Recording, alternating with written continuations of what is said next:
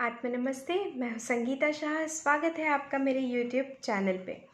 Friends, अभी दिवाली है, धनतेरस की पूजा हम करेंगे, दिवाली की पूजा करेंगे। तो इस दिवाली में, इस धनतेरस में हम किस तरह से जो है हमारी जो देवता हैं उनको किस तरह से हम अपने घर में आगमन करेंगे, किस तरह से उनका आह्वान करेंगे, किस तरह से उनके लिए आसन लगाएंगे, क्या क्या चीज़ों का हम ध्यान रखेंगे, आइए इस वीडियो में आगे हम जानते हैं। जैसे धनतेरस का दिन होता है, उस दिन हम पूजा करते हैं भगवान धन्वंतरि की, कुबेर जी की, और माँ लक्ष्मी, गणपति और सरस्वती जी की भी पूजा हम करते हैं। क्योंकि भगवान जो धन्वंतरि है वो है आरोग्य और ऐश्वर्य के देवता, बहुत ज़्यादा आरोग्य वो लेकर आते हैं। इसलिए धनतेरस के दिन हम भगवान धन्वंतरि की भी पूजा करते हैं। तो आइए आने वाले इस आगे के वीडियो में मैं आपको यही बताऊंगी कि किस किस तरह से आप इन देवताओं को प्रसन्न कर सकते हैं और किस तरह से इनका कृपा आप अपने जीवन में प्राप्त कर सकते हैं। तो पहली चीज़, जब भी हम कोई देवी देवता का आसन बनाते हैं, जिसे अल्तर कहते हैं, हम जब बनाते हैं तो पहली चीज़ों का हमें हमारे सनातन धर्म में जो कहा गया है, पंच तत्व का ध्यान हमें रखना ही चाहिए। जैसे पंच तत्व में क्या आता है आपका, पहले तो आता है अग्नि, फिर जल, फिर वायु, पृथ्वी, और आपका साउंड। इस तरह से स्पेस जिसे हम कहते हैं, पांच तत्व जो है बहुत ही मायना रखते हैं कोई भी पूजा में। तो इन पांच तत्वों के साथ किस तरह से हम भगवान का आगमन करें, किस तरह से माँ लक्ष्मी को हम अपने घर में बुलाए, इस धनतेरस को कैसे हम बेहतर बनाएं। तो सबसे पहले आइए बात करते हैं माँ लक्ष्मी की। जब आप माँ लक्ष्मी को अपने घर में बुलाते हैं तो सबसे पहली चीज़ आपको क्या ध्यान रखना है कि आप उनके लिए जब भी पूजा का स्थान बनाए, उनके लिए आसन लगाए, तो वहाँ पे कौन कौन सी चीज़ें होनी चाहिए, उनको भोग में क्या लगाना है और किस तरह के सुगंध उनको प्रिय है, ये मैं अभी आपको आगे बताती हूँ। तो जो माँ लक्ष्मी है, देखिए, जब भी आपके घर में कोई एंटर करता है तो सबसे पहला क्या मैटर करता है कि आपके घर का एंट्रेंस किस प्रकार का है।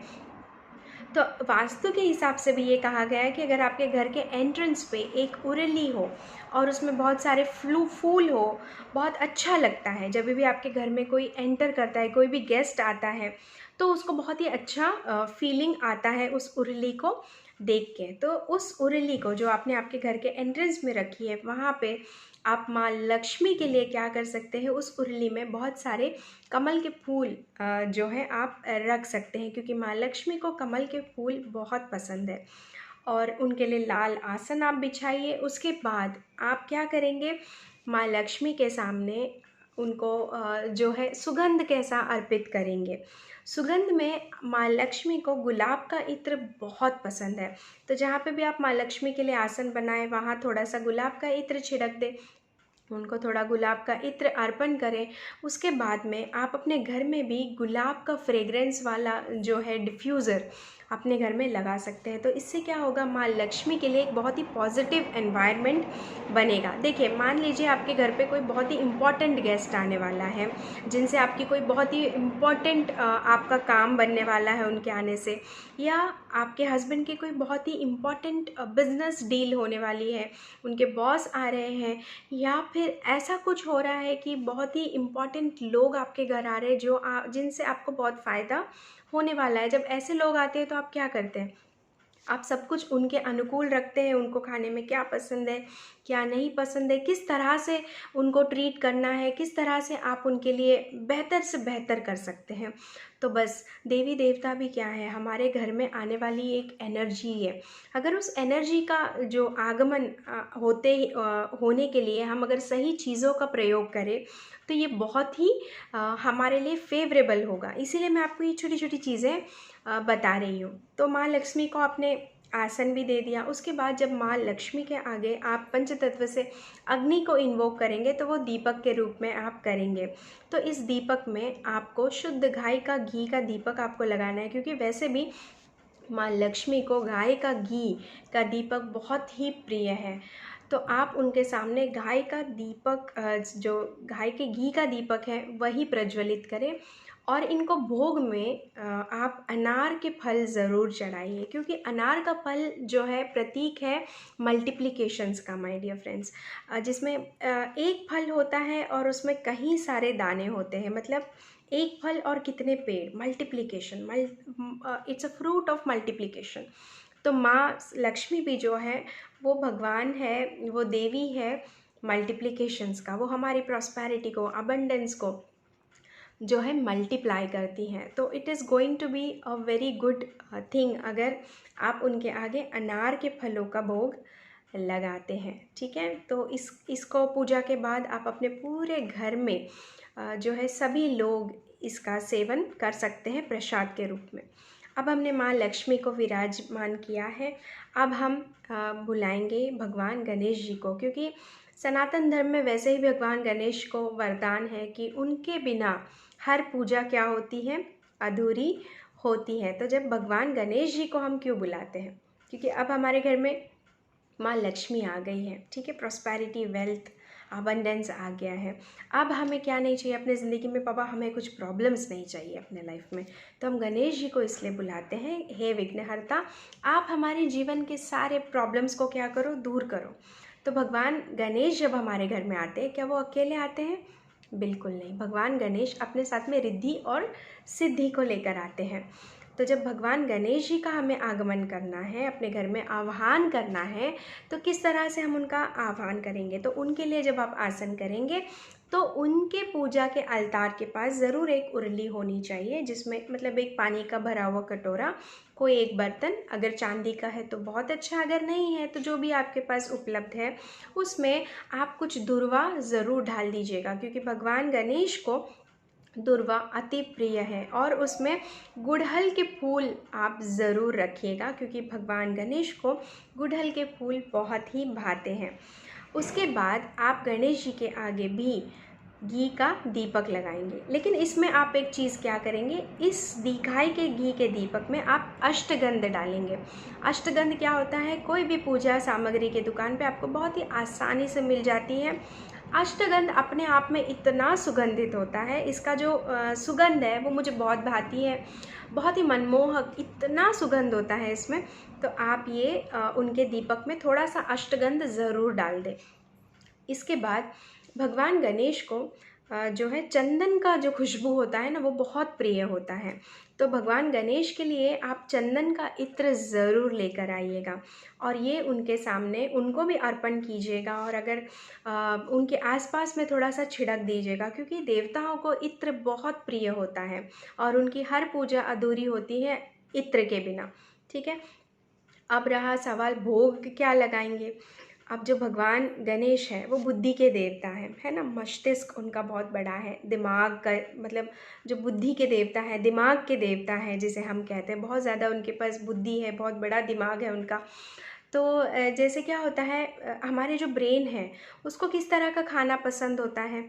जब भी आप बहुत थके हारे होते हैं तो आपका जो ब्रेन है आपको क्या खाने को कहता है? ऐसा कोई खाना जो आपकी बॉडी को इंस्टेंट ग्लूकोज दे, है ना। ऐसा खाना खाने के लिए आपका ब्रेन आपको हमेशा प्रेरित करता है। तो आप क्या करते हैं, भगवान गणेश जी को भी भोग कुछ इस तरह के ही लगते हैं जिसमें इंस्टेंट ग्लूकोज मिलता है। जैसे महाराष्ट्र में तो बहुत फेमस है, गणपति बापा को जो है हम मोदक का भोग लगाते हैं, फिर लड्डुओं का भोग लगाते हैं। तो इसमें क्या होता है, इंस्टेंट ग्लूकोज होता है, बहुत सारा ग्लूकोज से भरा ये प्रसाद होता है। तो इस तरह का प्रसाद आप भगवान गणेश को अर्पित कर सकते हैं, उनके साथ रिद्धि और सिद्धि भी होते हैं। और भगवान गणेश से हाथ जोड़ के ये प्रार्थना कर सकते कि हे प्रभु, बस हमारे कोई प्रॉब्लम्स नहीं चाहिए, आप हमारे जीवन से इन सारे प्रॉब्लम्स को क्या कर दीजिए, छू मंतर कर दीजिए। तो लीजिए, अब हमारे घर में प्रॉस्पेरिटी भी आ गई, अबंडेंस भी आ गया, हमारे घर में जो है बहुत ज़्यादा बुद्धि भी आ गई है, रिद्धि सिद्धि भी आ गई है, सब कुछ बहुत सही चल रहा है। लेकिन विद्या के बिना सब अधूरा है ना। अगर हमारे पास विद्या नहीं है तो हम ये सारी चीज़ों को सही से क्या नहीं कर पाएंगे, संभाल नहीं पाएंगे। तो विद्या के लिए हम किन का आगमन करेंगे? जी हाँ, बिल्कुल, हम माँ सरस्वती को अपने घर में बुलाएंगे। जी हाँ, क्योंकि माँ सरस्वती वो ज्ञान का प्रकाश है ना। तो वो अज्ञान के अंधकार को हमारे यहाँ से क्या करेगी, दूर करेगी, भगा देगी। मतलब जो भी हमारे अंदर नेगेटिविटी है, जो भी हमारे अंदर जो नकारात्मक सोच है, उसको अपने ज्ञान के प्रकाश से माँ सरस्वती वहाँ पे एक उजियाला कर देगी और हम सबको सही ज्ञान और बुद्धि प्रदान करेगी। इसीलिए हम माँ सरस्वती का भी आगमन करेंगे। तो माँ सरस्वती के लिए जब आप उनके लिए पूजा स्थान बनाएं, उनके लिए अल्तर बनाएं, तो आप वहाँ पे एक छोटे से कटोरे में पानी भर के, उस कटोरे में अगर हो सके तो सफ़ेद कमल के फूल या सफ़ेद कोई भी फूल, क्योंकि माँ सरस्वती को सफ़ेद रंग बहुत प्रिय होता है, तो आप सफ़ेद कोई भी फूल, कमल के फूल हो तो बहुत ही उम्दा, फिर आप उसमें ज़रूर लगाएं और फिर माँ सरस्वती को आसन दें बैठने के लिए। उसके बाद आप माँ सरस्वती को जो सुगंध बहुत प्रिय है वो है कमल का इत्र आप प्रयोग में ला सकते हैं, या मोगरा। ये दो चीज़ें माँ सरस्वती को बहुत प्रिय हैं, तो आप ये दोनों इत्र का प्रयोग कर सकते हैं। ये इनको आप उन्हें अर्पण भी कीजिए, उनके आसन पर आसपास छिड़क भी दीजिए। उसके बाद आप इनके भी सामने गाय का घी का दीपक लगाएंगे। लेकिन इनके दीपक में आप क्या करेंगे, थोड़ा सा कपूर जो है ऊपर से डाल देंगे।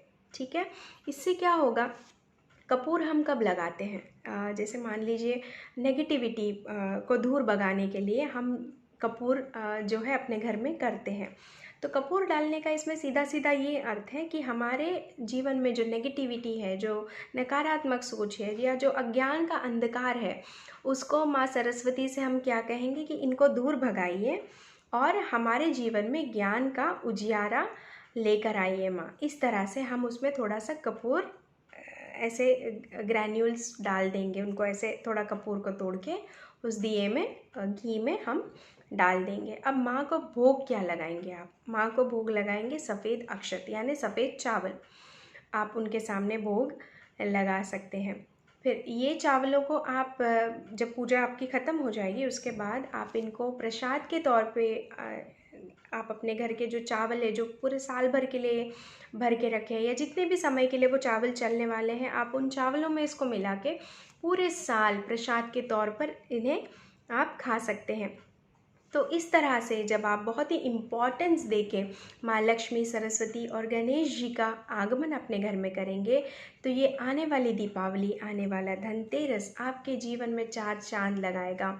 और ये जो देवता है आपको बिना आशीर्वाद दिए आपके ऊपर बहुत ज़्यादा धन की वर्षा किए बिना आपके घर से कभी भी नहीं जाएंगे। और कभी भी आप अपने घर में अगर कोई भी माँ लक्ष्मी की या सरस्वती की फ़ोटोज़ भी लाते हैं, तो आप क्या करेंगे, खड़ी हुई जो फ़ोटोज़ है वो आप नहीं लाएंगे, बैठी हुई जो फ़ोटोज़ है वो आप लाएंगे। क्योंकि अगर हमारे घर में कोई गेस्ट आया है और वो खड़ा खड़ा हमसे बात कर रहा है, इसके मतलब क्या है, वो जल्दबाजी में है, वो ज़्यादा देर हमारे साथ रुकना नहीं चाहता। अगर कोई गेस्ट आया है और वो आराम से बैठा है, इसका मतलब वो हमारे साथ थोड़ा सा समय बिताएगा, वो स्थिर होकर शांति से बैठा है। इसीलिए हमारे घर में हमेशा बैठे हुए भगवान की ही तस्वीर होनी चाहिए। तो इस बात का भी आप बहुत अच्छे से ध्यान रखिएगा।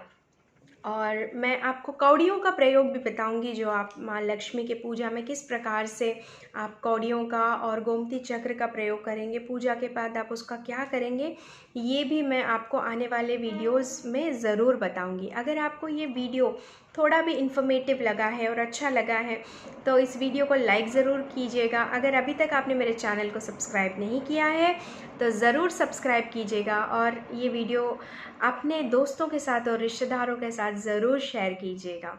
इसी के साथ ये वीडियो को मैं यहीं समाप्त करती हूँ और अगले वीडियो में और भी बहुत ज़्यादा रोचक और इम्पॉर्टेंट चीज़ें दिवाली से रिलेटेड मैं लेकर आऊँगी। तब तक के लिए आत्म नमस्ते, धन्यवाद।